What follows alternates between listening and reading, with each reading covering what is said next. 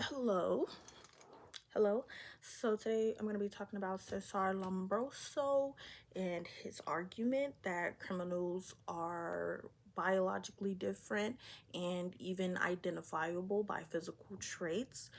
He believed that like large jaws or asymmetrical face or low foreheads are like signs that this person was born a criminal.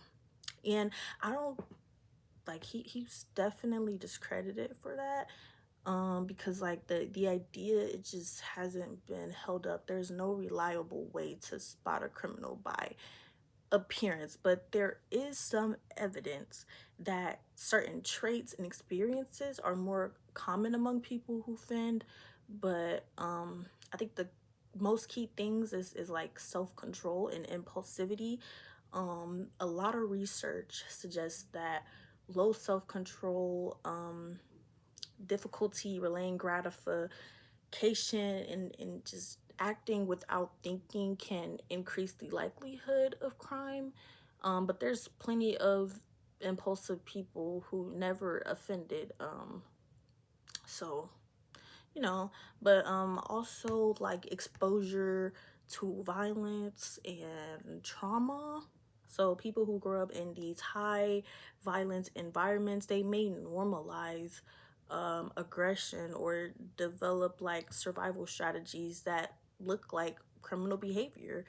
um but that's less about being different, or like, yeah, it's less about being different physically and more about being different internally, and like adaptation to your environment. um Also social bonds and like the stakes in conformity. Sorry, that was a struggle to get out.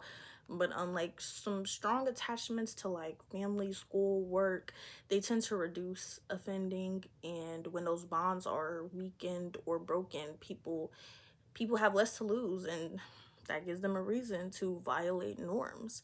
But also, I know that there are like certain parts of the brain that are tied to decision making, um emotion, and like impulse control, but it doesn't create criminals.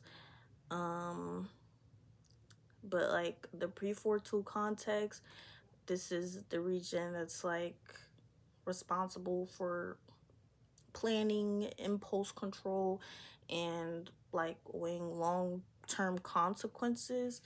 And so if their prefrontal cortex is underdeveloped, like as in adolescence, and or they're like impaired or they're chronically stressed, then a person may act more impulsively or struggle to consider future consequences and have difficulty like resisting immediate rewards. It doesn't mean that a person will offend, but in a setting where quick reactions are rewarded, like Coder Street, then weaker prefrontal context regulation, it can make it more risky for aggression responses, and it's just more likely. Also, the amygdala, that's the part of the brain that processes like fear or emotions, also anger. And so when people may like perceive a threat more quickly, they might respond with like this heightened aggression or fear, or be more sensitive to disrespect or danger cues. um And in high violence neighborhoods, this kind of sensitivity, it can actually be like adaptive for survival, but it can also like make conflicts escalate pretty fast. Again, this has nothing to do with physical, but it's an internal thing. Um it doesn't really connect to Lombroso, but it definitely matters.